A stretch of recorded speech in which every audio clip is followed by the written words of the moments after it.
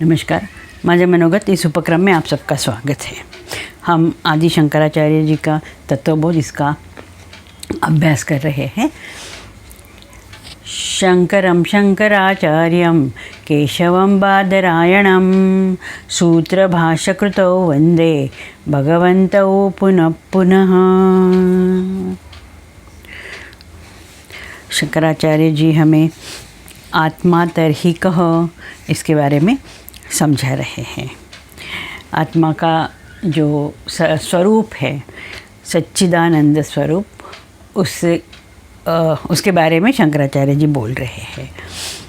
उन्होंने सत क्या है और आत्मा सत किस तरह से ये हमें समझाया। उसके बाद में आत्मा चित है, तो चित और आत्मा इसका क्या संबंध है, इसके बारे में भी शंकराचार्य जी ने हमें बताया है।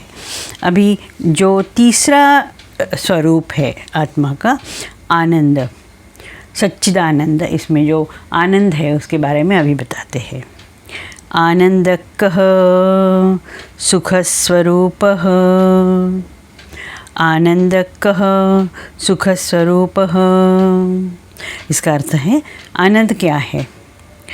आनंद, उत्तर आता है यह आनंद सुख स्वरूप है। अभी शंकराचार्य जी आनंद और सुख इसका संबंध और आत्मा आनंद स्वरूप किस तरह से यह समझाते हैं। आनंद क्या है इसके बारे में सीधा उत्तर है कि सुख है।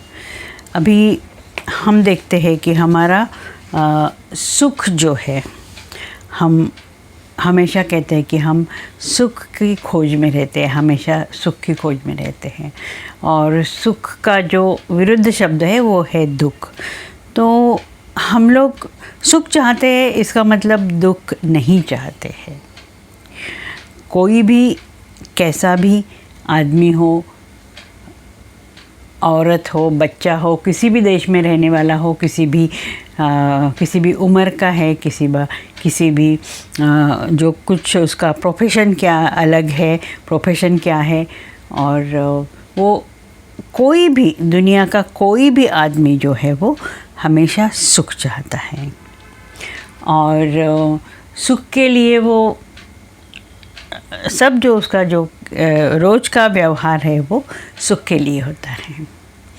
और ये सुख अर्थात इस स्टेज पे हम जिस स्टेज में हैं, हम जिस मतलब हम जो हम हमारे लेवल पे हम सुख वस्तुओं में ढूंढते हैं। हमें किसी भी चीज़ में, वस्तु में, जगत की जितनी वस्तु है उसमें हम सुख ढूंढते हैं। और वो सुख हमें मिलता है, वो कभी क्षणिक होता है, कभी कुछ दिन के लिए होता है, कभी कुछ साल के लिए होता है, लेकिन वो जो सुख है वो परमानेंट नहीं होता है। वो सुख एंजॉय करते वक्त हमको कोई भी छोटी सी एक दुख की बात आ जाए तो हमारा वो जो सुख है वो समाप्त हो जाता है। अभी हमको कोई भी चीज़, वस्तु, आदमी, जगह अच्छी लगती है, सुख देती है, क्योंकि वो हमें आनंद देती है, इसके लिए हमें वो अच्छी लगती है। हम उसमें मेरा जो घर है, मेरा घर मुझे आनंद देता है, इसके लिए मुझे वो बहुत सुखदायी लगता है। और कोई भी वस्तु ले ले, वो हमें सुख देती है, आनंद देती है, इसके लिए हमें वो पसंद होती है, वो हमें आनंद देती है, इसके लिए हमें वो अच्छी लगती है। अभी हम अपने शरीर का ही उदाहरण ले। हमारा शरीर जो है हमें वो सुख देता है। हमारे पैर जो है वो हमें बाहर लेके जाते हैं, हमें चलने में मदद करते हैं, इसके लिए हमें वो आनंददायी लगते हैं, हमें अच्छे लगते हैं। हमारे हाथ जो है वो काम करते हैं इसके लिए, और हमें सुख मिलता है उससे जो काम करते हैं, उसके जो खाना खाते हैं उससे तो हमें सुख मिलता है, इसके लिए वो हमें अच्छा लगता है। हमारा बाकी शरीर के सब कर्मेंद्रिया, ज्ञानेंद्रिया जब तभी तक हमें अच्छे लगते हैं जब तक वो हमें आनंद देते हैं, सुख देते हैं।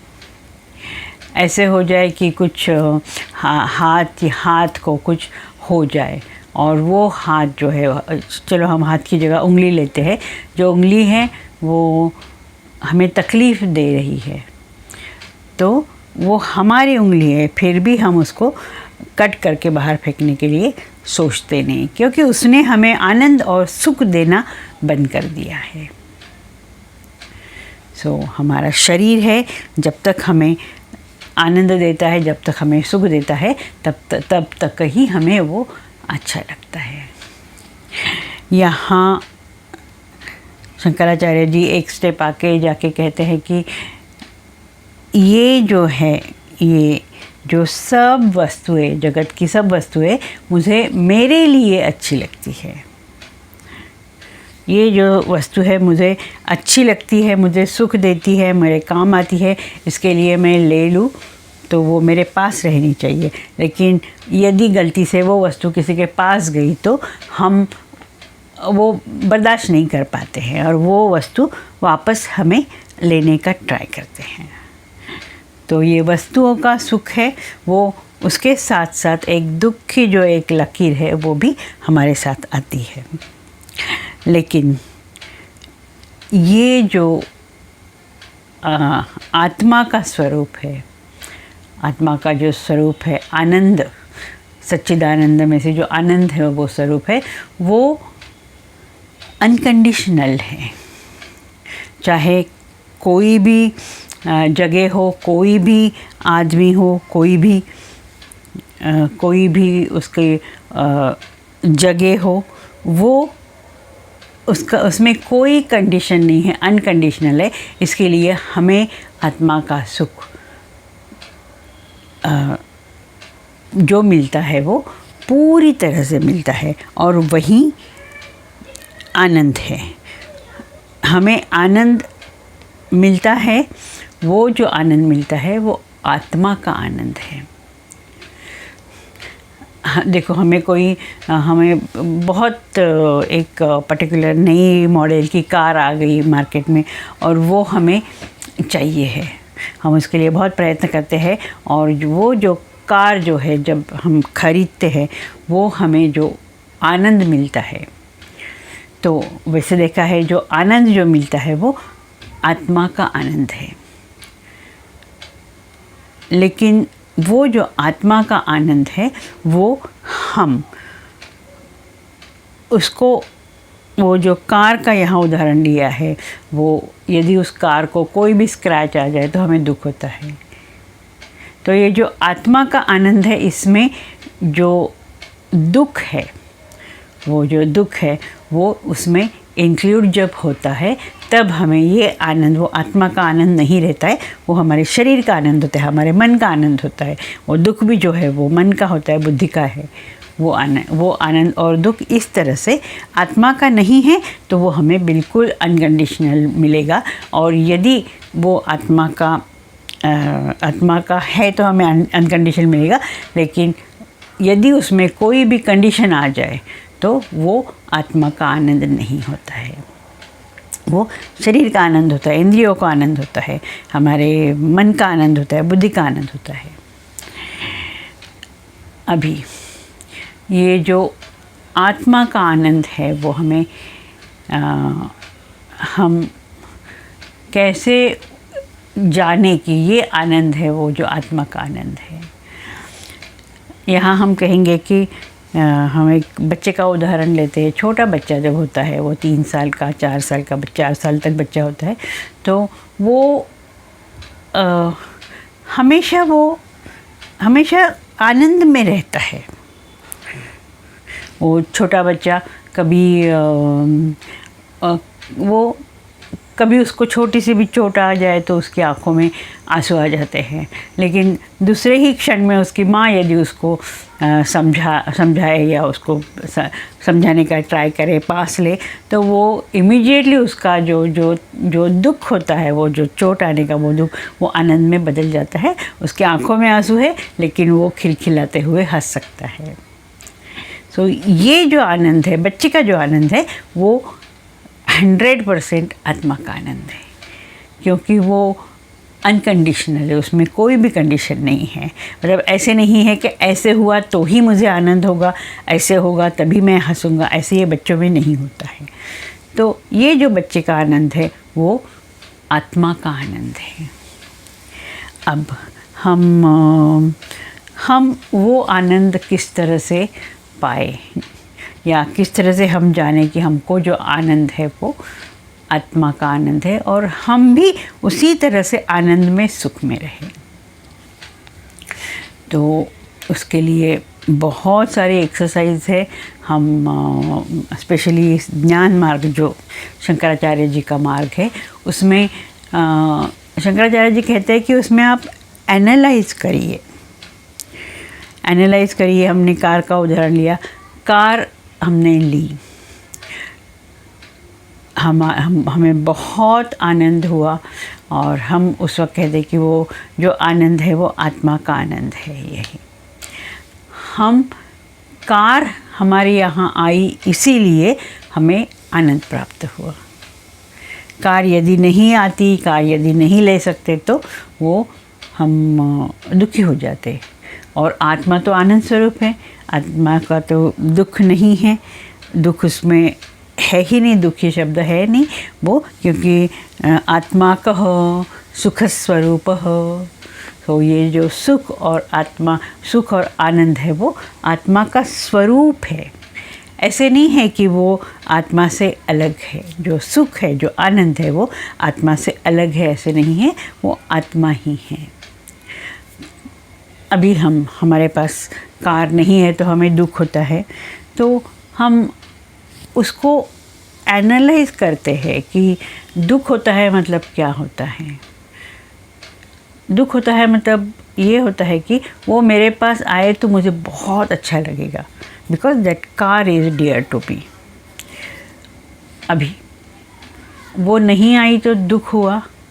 वो दुख नहीं होना चाहिए, क्योंकि नहीं है, मेरे पास वो कार नहीं है तो कोई बात नहीं।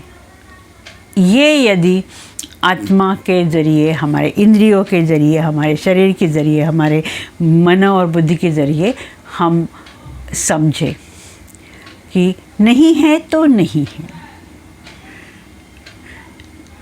तो ऐसे समझे तो हमको जो हमारा जो दुख है वो दुख का पार्ट वहाँ नहीं रहेगा, और हमें दुख का जो विरुद्ध शब्द है वो सुख जो है वो सुख मिलेगा। और सुख है वो आत्मा का स्वरूप है। आत्मा कह तो हाँ, आनंद कह सुख स्वरूप। सो वो जो जहाँ दुख नहीं रहता है वहाँ सुख रहता है। तो हमने हमारे मन से, हमारे बुद्धि से ये सोचा कि कार हमारे पास नहीं है तो ये उसको इट्स ओके, ठीक है, तो ये दुख दूर हो गया, और हमें जो आनंद मिल रहा है वो आत्मा का आनंद है, क्योंकि आनंद ही सुख स्वरूप है। अभी हम बार बार ये कहें, ये अपने आप को समझ, हम मेडिटेशन में भी, ज्ञान मार्ग में भी हमको हमारे पहले तो शरीर को, उसके बाद में मन को, उसके बाद में बुद्धि को हम ये बार बार समझाते कि है मैं आनंद स्वरूप हूँ, मैं आनंद स्वरूप हूँ। और ये मैं आनंद स्वरूप हूँ मतलब मेरा जो आत्मा जो है वो आनंद स्वरूप है, और जो मेरा आनंद स्वरूप आत्मा, उसे किसी भी कंडीशन की ज़रूरत नहीं, इट्स अनकंडीशनल है। और इसके लिए मैं सुख स्वरूप हूँ, मैं आनंद स्वरूप हूँ। और ये जो आनंद है वो मेरे ऊपर कोई भी बर्डन नहीं है।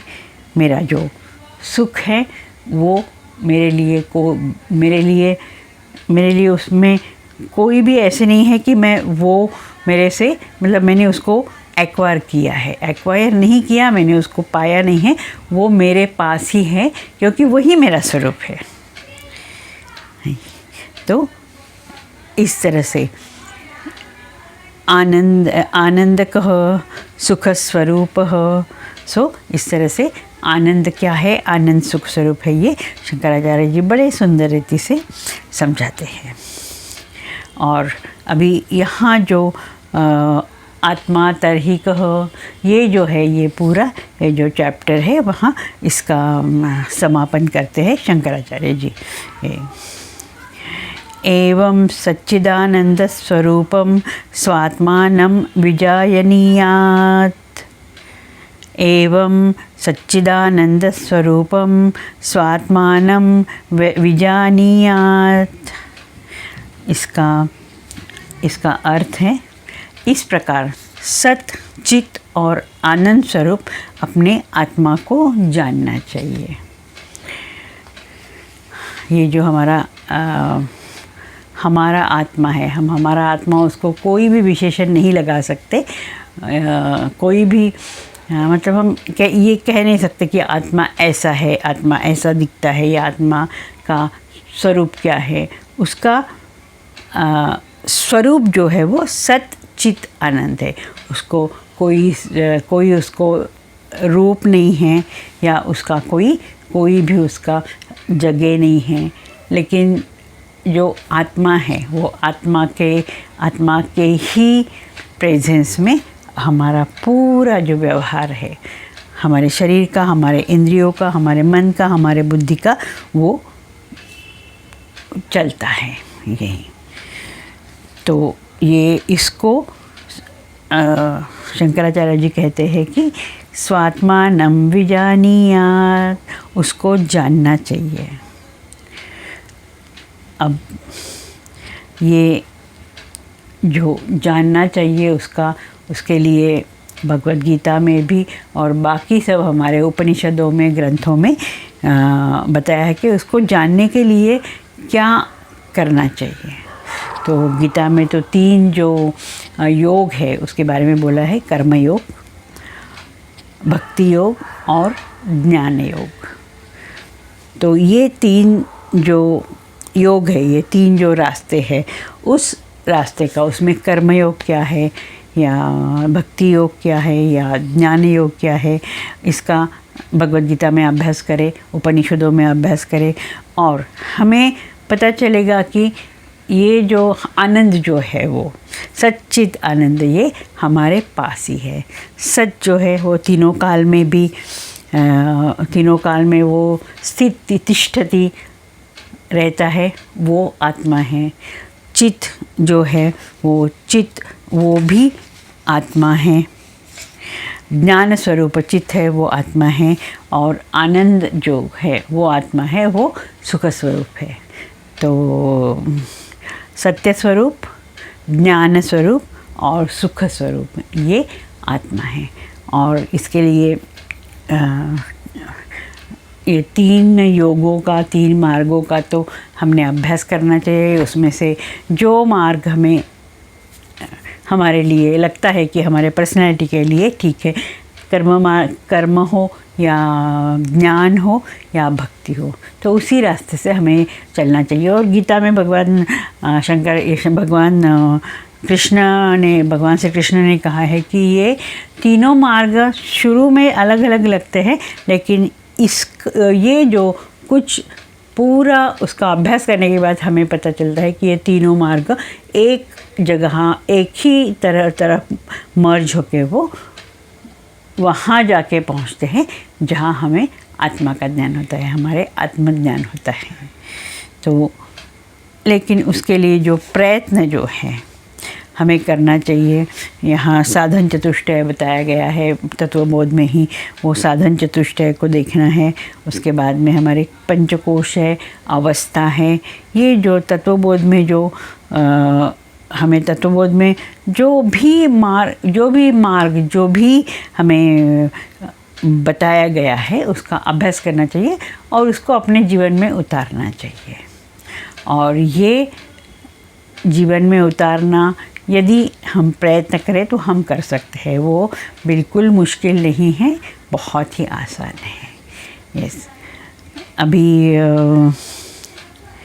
यहाँ ये सच्चिदानंद स्वरूप आत्मा को जानने के बाद प्रश्न आता है कि ये जानने के बाद क्या होगा।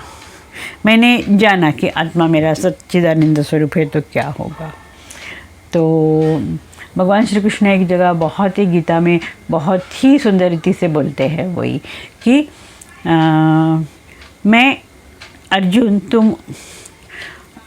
तुम अभी ये गीता सुनने से पहले तुम जैसे हो वैसे ही तुम गीता, पूरी भगवद गीता सुनने के बाद तुम वैसे ही रहोगे।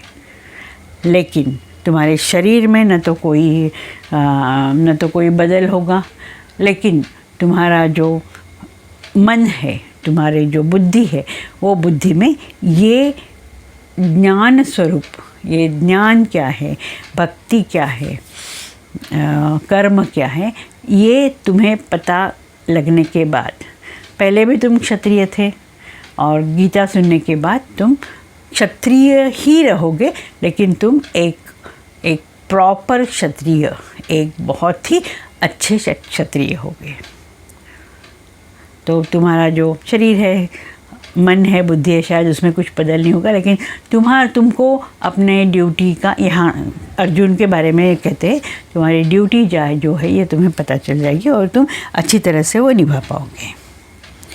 तो उसी तरह कहते हैं कि ये सब आत्मा जानने के बाद जो डॉक्टर है वो डॉक्टर ही रहता है, लेकिन he will become a good doctor. Engineer है, वो भी इंजीनियर रहेगा, he will become a good engineer, that's all. So इस तरह से आत्मा को किस तरह से समझना है, ये हमें जो भी हमें मार्ग हमें पसंद है, जो भी मार्ग हमें पर्सनैलिटी, मेरे पर्सनैलिटी के लिए ठीक है, वही अपनाते हुए इसका अभ्यास करना चाहिए। यहाँ ही आत्मा के बारे में जो चैप्टर है वो शंकराचार्य जी समाप्त करते हैं, और अगला चैप्टर है जो यूनिवर्स, जगत, उसके बारे में आगे बात करेंगे। बहुत ही इंटरेस्टिंग रीति से बात करते हैं। आज हम यहीं रुकते हैं, अगले क्लास में हम जगत के बारे में बात करेंगे। नमस्कार।